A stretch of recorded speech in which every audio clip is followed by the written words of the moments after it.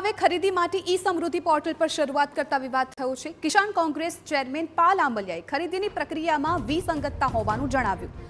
ગત વર્ષ સુધી રાજ્ય સરકારના પોર્ટલ પર ટેકાના ભાવ માટે ખરીદીનું રજીસ્ટ્રેશન કરવામાં આવતું હતું, તો આ વર્ષે કેમ પોર્ટલ બદલવામાં આવ્યું? નવા પોર્ટલમાં તાજેતરમાં વ્યક્તિ મૃત્યુ પામી હોય તો તેના વારસદાર નોમિની થઈ શકે, જ્યારે એજન્સીના પોર્ટલ પર આ વ્યવસ્થા નથી તેવો આરોપ પણ લગાવ્યો। સાથે તાજેતરમાં મૃત્યુ પામેલા વ્યક્તિના વારસદારોને નોમિની તરીકે સ્વીકારવામાં આવે તેવી પણ તેમણે માંગ કરી। જો આવું નહીં થાય તો છેલ્લા એકાદ વર્ષમાં મૃત્યુ પામ્યા હોય તેવા ખેડૂતોના વારસદારો રજીસ્ટ્રેશનથી વંચિત રહેશે। સાથે નાફેડના પોર્ટલ પર જ રજીસ્ટ્રેશન થાય તેવી માંગ કરી છે। આ મામલે દિલીપ સંઘાણીએ પણ પ્રતિક્રિયા આપી અને કહ્યું કે નાફેડના પોર્ટલ પર અને અન્ય પોર્ટલમાં વિસંગતતા જોવા મળી છે। આ મામલે સીએમને રજૂઆત કરી સમાધાન માટે પ્રયાસ કરવામાં આવશે।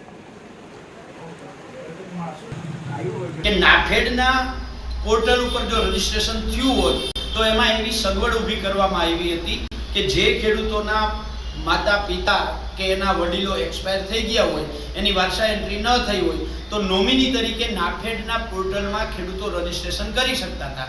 જ્યારે રાજ્ય સરકારનું આ પોર્ટલ આજથી ચાલુ કર્યું છે, આ પોર્ટલમાં આવી કોઈ વ્યવસ્થા નથી। નાફેડના પોર્ટલ ઉપર માતા પિતા કે વાલીનું અવસાન થયું હોય એના નામે જમીન હોય તો વિકલ્પ હતો એના પુત્ર માટે, જે બીજું પોર્ટલ છે એમાં એ વિકલ્પ નથી। તો આ બધી સુવિધાઓ સાથે કેવી રીતે ઝડપથી કામગીરી થાય, આ ખેડૂતોના હિતના જે કાંઈ પ્રશ્નો છે એની ચર્ચા કરીને નિરાકરણ આવે એના માટેનો પ્રયાસ કરવાનો છે।